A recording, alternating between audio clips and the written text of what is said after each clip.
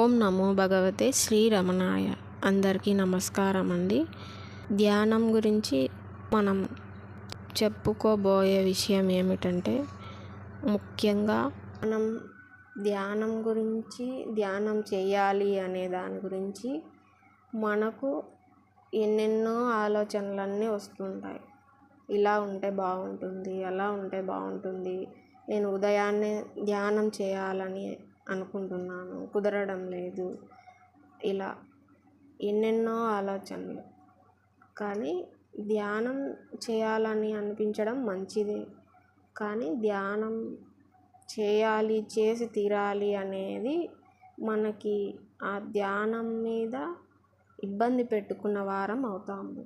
అలా కాకుండా ధ్యానం మనం కుదుర్చుకుని ఆ పనిలోని ధ్యానంగా మార్చుకునే ఒక శాంతంగా ఉండేలాగా ఆ సమయం కోసం చేసే ఈ పనులు, మనం ఏ పనిలో ఉన్నా కూడా మనం ప్రశాంతంగా ఉండగలిగితే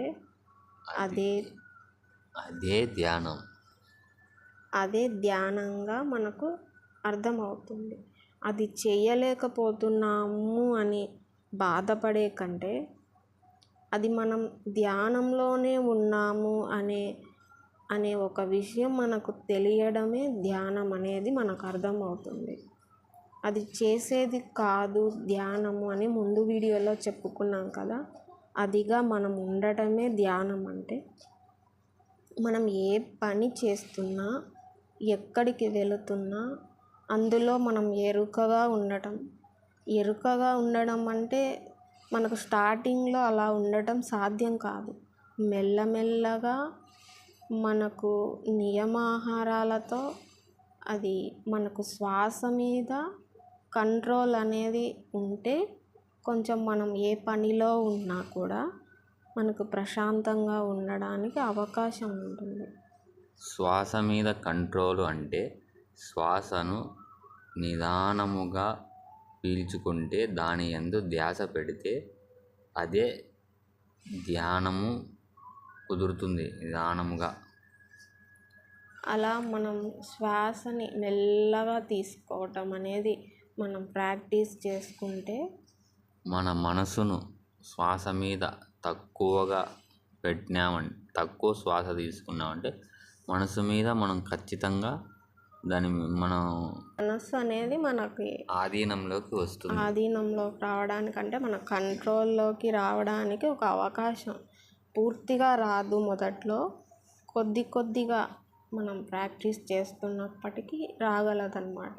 అయితే మీరు ధ్యానంలో ఒక్కసారిగా ఉండాలి అనే ఆలోచన లేకుండా మీకు ఏదో ఒక్కరోజు అది ఖచ్చితంగా మనం పట్టుకోగలం, చేస్తే మనకు అది సాధ్యం అవుతుంది అని అంటున్నారు ఆయన. అయితే మీరు ఇష్టపడుతూ ఉంటారు కాబట్టి, ధ్యానం అంటే ఇష్టం ఉన్నవారు చాలామందే ఉంటారు.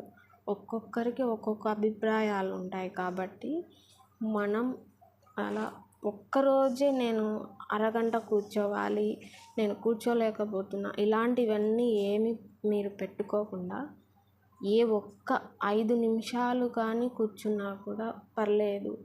నేను ఇవాళ కూర్చోగలిగాను, 5 నిమిషాలు కళ్ళు మూసుకొని శ్వాస మీద బాగా అదే ధ్యాస ఉంచి మనం మెల్లగా శ్వాస తీసుకుంటున్నామా లేదా అని ఆ 5 నిమిషాలు కనుక మీరు ఖచ్చితంగా ప్రశాంతంగా ఉండగలిగితే, ఇతర విషయాలు ఆడవారైతే మనకి ఉండనే ఉంటాయి పనులు. ఉదయం లేచిన దగ్గర నుంచి పాలు పోయించుకోవాలి, పాలు కాయించుకోవాలి, కాఫీ పెట్టాలి, ఇలాంటివి మామూలుగా ఉంటాయి జనరల్గా. కానీ వస్తున్నాయి ఇవి చెయ్యాలి అనే బాధ కంటే, ఆ టెన్షన్ కంటే అలా కాకుండా అవి చెయ్యాలి, చేద్దాం, ఒక్క 5 నిమిషాలే, సరే నువ్వు గుర్తు చేస్తున్నావు కదా మనసా, నేను తప్పకుండా చేసే తీరాలి, నేను ఇవన్నీ బాగానే చేస్తాను, నువ్వు గుర్తు చేసినందుకు థ్యాంక్స్ అని చెప్పి అలా 5 నిమిషాలు ఉండడానికి ప్రయత్నించండి. అయితే మామూలుగా మగవారు కూడా వారికి కొన్ని ఉంటాయి కాబట్టి మీకు గుర్తుకు వచ్చే విషయాలు ఏవైనా కానీ నువ్వు గుర్తు చేస్తున్నావు మనసా, నేను నీ పనులు తప్పకుండా చేసి తీరాలి.